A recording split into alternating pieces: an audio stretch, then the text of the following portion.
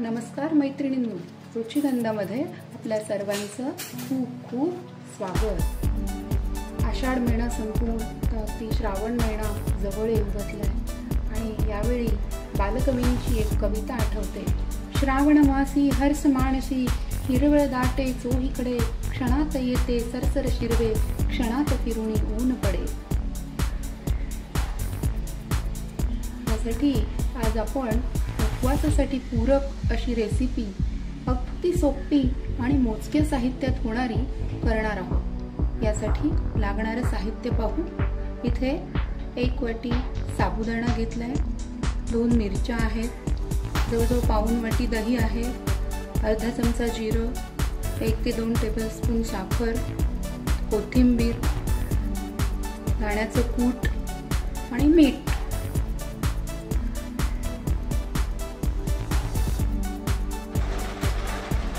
इथे आपण पॅन तापत ठेवलेली आहे।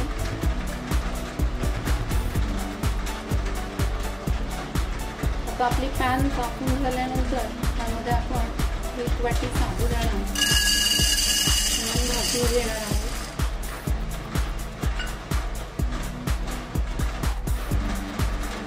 साबुदाणा आपण भाजून घेऊ। साबुदाणा छान कुरकुरीत होईपर्यंत भाजायचं। साबुदाणा फुलला गेला पाहिजे। सतत हलवत राहायचं आणि गॅसची फ्लेम मीडियम ठेवायची आणि जवळजवळ 10 ते 12 मिनिटापर्यंत आपला 1 वाटी साबुदाणा तिथे भाजून येतो। थोडासा किंचित लालसर कलर येतो।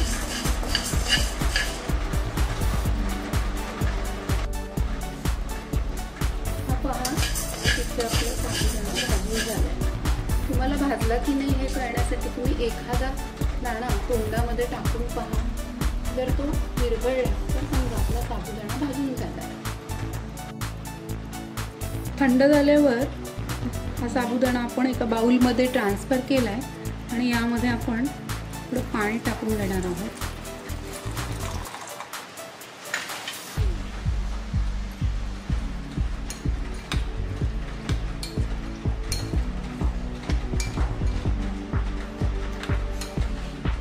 आणि साबुदाणा भिजेल पूर्ण एवढंच टाकायचं आहे।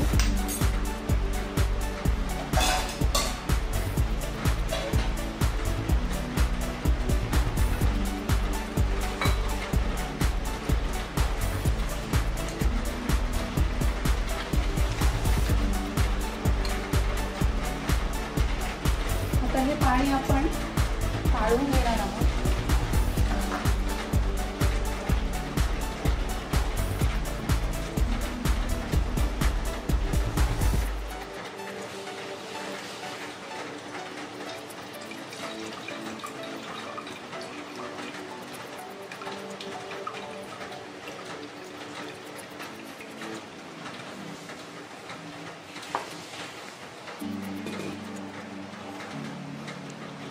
यामध्ये आपण थोडंसं मीठ टाकून घेत आहोत।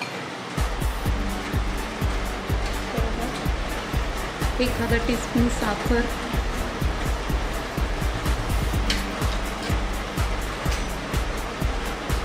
दाण्याचं कूट, थोडंसं जाडसरच दही,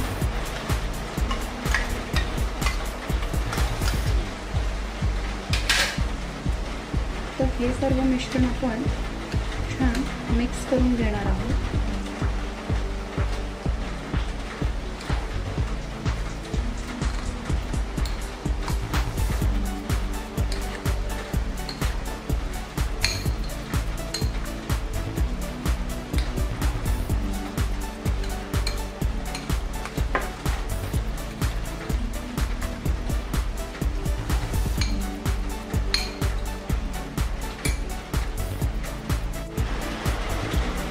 यात आपण थोडंसं दूध घालूया आणि मिश्रण हलवून 2 तास झाकून ठेवूया। म्हणजे आपला साबुदाणा छान मुरेल।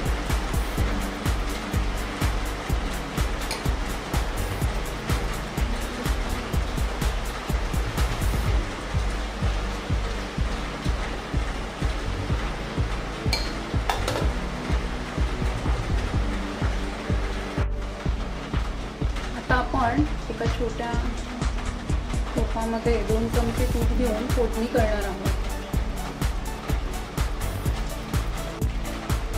आता आपलं तूप छान गरम झालेलं आहे. त्यात आपण मिरच्यांचे तुकडे घालू. त्यावर थोडंसं जिरं घालू. कोथिंबीर घालू. अशा पद्धतीने ही आपली फोडणी तयार झालेली आहे. आता 2 तास झालेले आहेत साबुदाणा भिजवून. त्यावर आपण ही फोडणी ओतणार आहोत.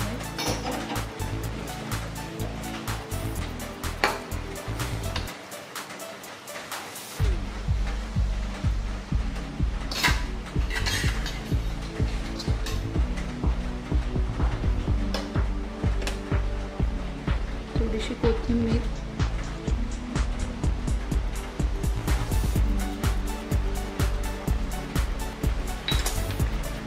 आणि आपलं तयार झालेलं आहे उपवासाचा दही साबुदाणा. तुम्हीही ट्राय करू शकता. तुम्ही जर या चॅनलवर नवीन असाल तर लाईक करा, शेअर करा, सबस्क्राईब